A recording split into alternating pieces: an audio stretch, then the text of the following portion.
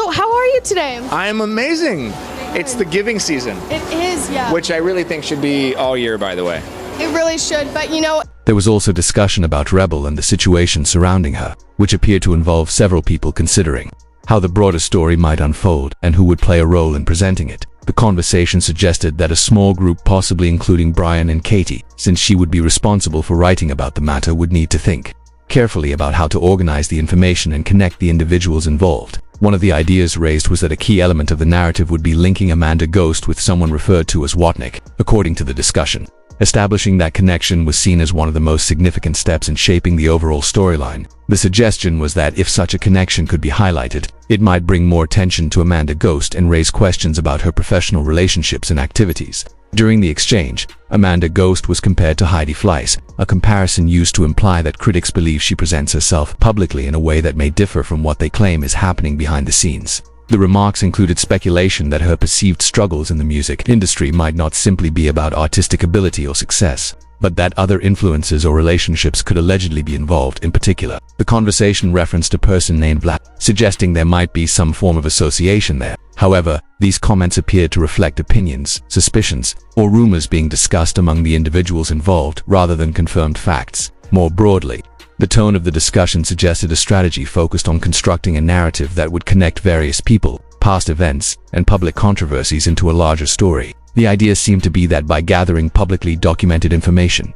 previous reports, and widely circulated claims, it might be possible to build a storyline that would draw greater public attention. At the same time, the conversation reflected the complexity of situations like this, where allegations, reputations, and public perception can become intertwined. As a result, the overall exchange highlighted how some individuals were thinking about framing the situation, deciding what details to emphasize, and determining how those details might influence how audiences understand Amanda Ghost's role and the broader controversy involving Rebel Wilson, one of the richest men in the world. Len Blavatnik, along with Amanda Ghost, now appears to be spending significant time and effort pushing back against allegations connected to the film. The Deb critics of the situation argued that if this were the first time Blavatnik's name had surfaced in connection with claims involving workers of an intimate or exploitative nature, then perhaps the accusations raised by Rebel Wilson might be easier to dismiss as exaggerated or false. However, the situation becomes more complicated when viewed in the context of earlier controversies and claims that have circulated over the years.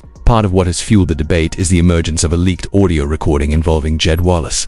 In that recording, Wallace is heard discussing the possibility that Blavatnik may have used women who work for money, with the suggestion that individuals within his company could have been involved in arranging introductions. The implication of the audio was that people close to the situation were considering how such allegations might be discussed publicly. For critics, the recording raised questions about whether this reflected a deliberate smear campaign or simply a strategy for presenting claims that had already been made by Wilson during her dispute over the film. The controversy deepens because Blavatnik's name has appeared in various public discussions before. For example, he was reportedly mentioned in documents related to Jeffrey Epstein, where there were references suggesting that Epstein had sent women to certain powerful figures in business and finance. Supporters of Wilson's position argued that this historical context matters when evaluating the credibility of present allegations. They also point to reports that a former executive connected to one of Blavatnik's businesses allegedly bragged about using Russian sex workers, which critics say contributes to the perception that questionable behavior may have existed within circles connected to his companies. Blavatnik's business empire includes major interests in the entertainment industry.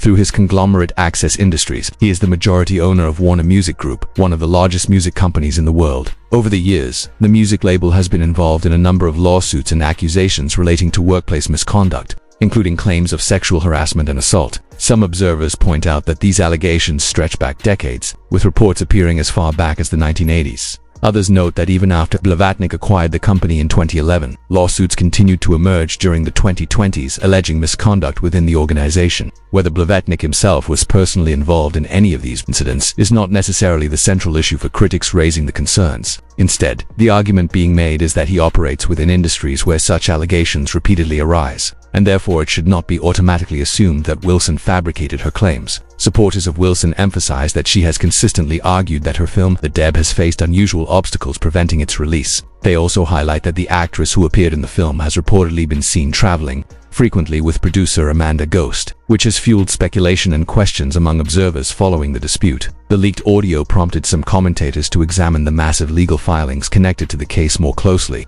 Amanda Ghost reportedly submitted a document exceeding 290 pages in court, laying out her version of events and attempting to counter the accusations. To critics, it was striking that what they considered potential whistleblowing about powerful figures such as Blavatnik and Ghost was being reframed in headlines and legal arguments as a coordinated smear campaign. In some reports, commentators even attempted to draw comparisons with controversies involving Blake Lively by pointing to overlapping public relations professionals. Critics of that argument say the comparison does not hold up, noting that no similar whistleblower-style website was created in Lively's situation. Recent headlines about the leaked recording have suggested that the audio proves individuals were planning to smear Blavatnik and Ghost because of a dispute over the movie. However, those defending Wilson's position argued that the recording actually shows something different. In their interpretation, Wallace was not inventing false claims, but rather discussing how to organize and present allegations that had already been raised by Wilson during her conflict with the film's producers. Wilson's legal filings include a number of complaints she says she raised during the production of the film. According to the documents, she reported concerns about several unusual situations that occurred while filming was underway. One of the incidents mentioned involved the lead actress staying with producer Amanda Ghost,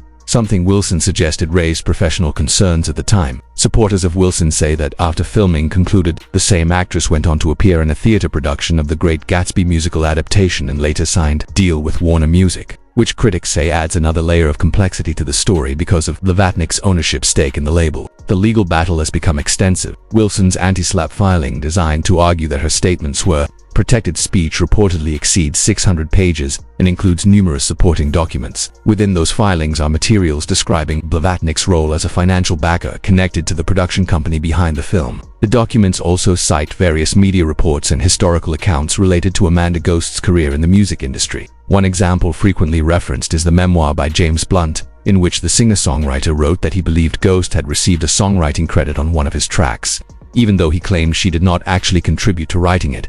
Beyond the entertainment industry, critics also examined Blavatnik's early business history. Public records and investigative reports describe how he built much of his fortune during the turbulent economic transition that followed the collapse of the dissolution of the Soviet Union.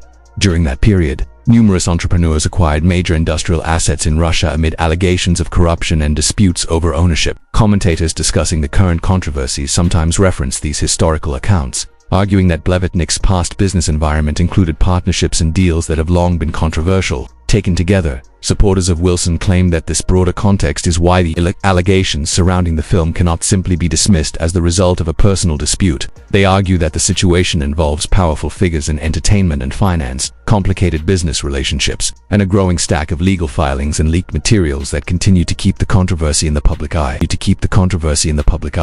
The legal discussion also highlights several sections from Rebel Wilson's court filings, where her attorneys argued that even if the website in question did exist and contained critical statements, the content addressed issues that fall squarely within matters of public concern. According to the filing, topics such as exploitation in the entertainment industry, alleged abuse of power, and accusations that influential individuals may enable or overlook misconduct are all subjects the public has a legitimate interest in discussing. Because of that, Wilson's legal team maintains that speech related to these issues should receive strong protection, particularly under laws designed to safeguard public commentary and whistleblowing about powerful figures and institutions. During the discussion, the transcript goes on to read what is described as a draft version of text that was allegedly associated with the website. The text criticizes Amanda Ghost and accuses her of exploiting artists, pressuring musicians for songwriting credits, manipulating relationships within the music business, and benefiting from the backing of a wealthy supporter. The language presented in the transcript portrays a narrative in which Ghost is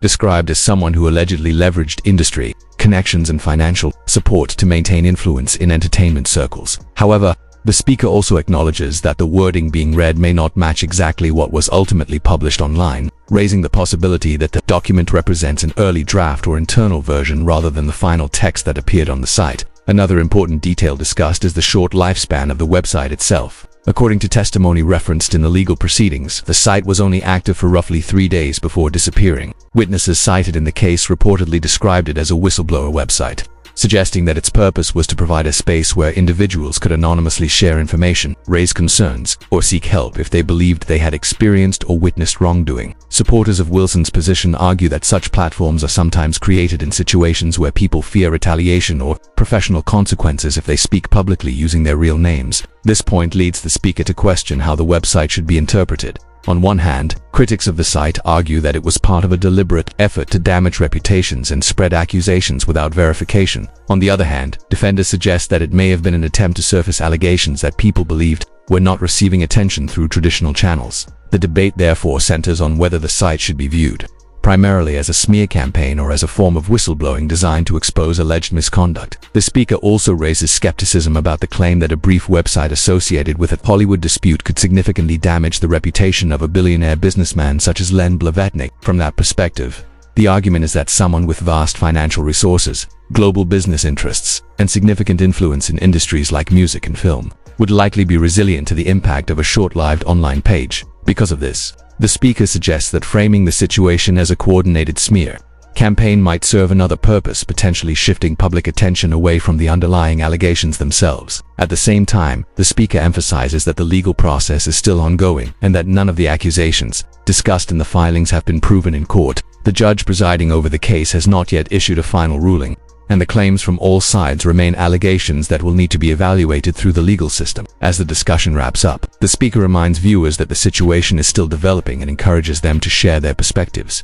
In typical commentary channel fashion, the video ends with an invitation for viewers to leave their opinions in the comments section and to support the channel by liking the video and subscribing for future updates. Developer mode.